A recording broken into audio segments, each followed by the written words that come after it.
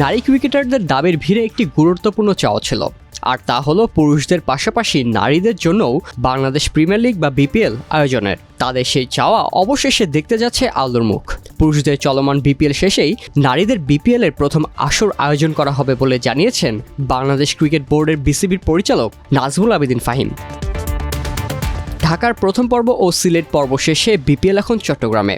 সেখানেই প্রথম ম্যাচের পর মেয়েদের বিপিএল আয়োজন নিয়ে সাংবাদিকদের সঙ্গে কথা বলেন নাজমুল আবেদীন। বর্তমান বাস্তবতা বিবেচনায় 3টি দল নিয়ে প্রথম আসর আয়োজন করা হবে বলে জানান তিনি। টুর্নামেন্টের নাম দেওয়া হয়েছে উইমেন্স বাংলাদেশ প্রিমিয়ার লিগ, যার সংক্ষিপ্ত নাম হবে WBPL।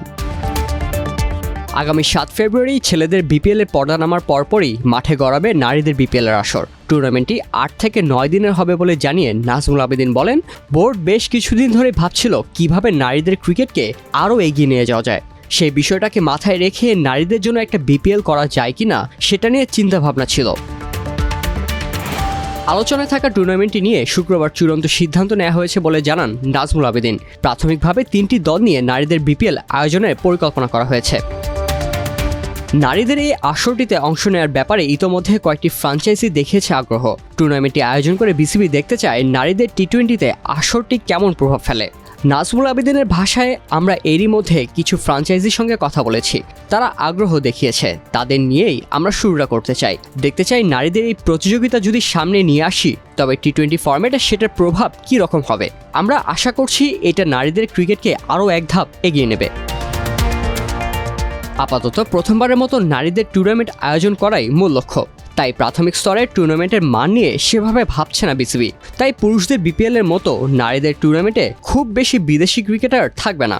নাজমুল আবেদীন বলেন, মানসম্পন্ন টুর্নামেন্ট করতে যে ধরনের ক্রিকেটার দরকার এর চেয়ে বেশি দল হলে আমার মনে হয় না সেটা করা সম্ভব। সেটাই বড় কারণ। 4 দল নিয়ে করার কথাও ভাবনায় ছিল, কিন্তু সেটা বাধা হয়ে দাঁড়িয়েছে। বিসিবি এরই মধ্যে কিছু ফ্র্যাঞ্চাইজির সঙ্গে আলোচনা করেছে বলেও জানিয়েছেন তিনি। সূত্র জানিয়েছে, ছেলেদের বিপিএলে 2টি ফ্র্যাঞ্চাইজি রংপুর রাইডার্স ও ফরচুন বরিশাল মেয়েদের বিপিএলও থাকতে আগ্রহী। বিদেশি ক্রিকেটার টুর্নামেন্টে না রাখার ব্যাপারে ব্যাখ্যা দিয়েছেন নাজমুল আবেদীন ফাহিম। মূলত আর্থিক বিষয় ও ফ্র্যাঞ্চাইজিগুলোর উপর চাপ বাড়াতে চাচ্ছে না বিসিবি, সাথে দেশি ক্রিকেটারদের আরও সুযোগ করে দেবে এই টুর্নামেন্ট। প্রতিদ্বন্দ্বিতা যেন ভালো হয় তাই দল 4টি না করে 3টি রাখা হয়েছে।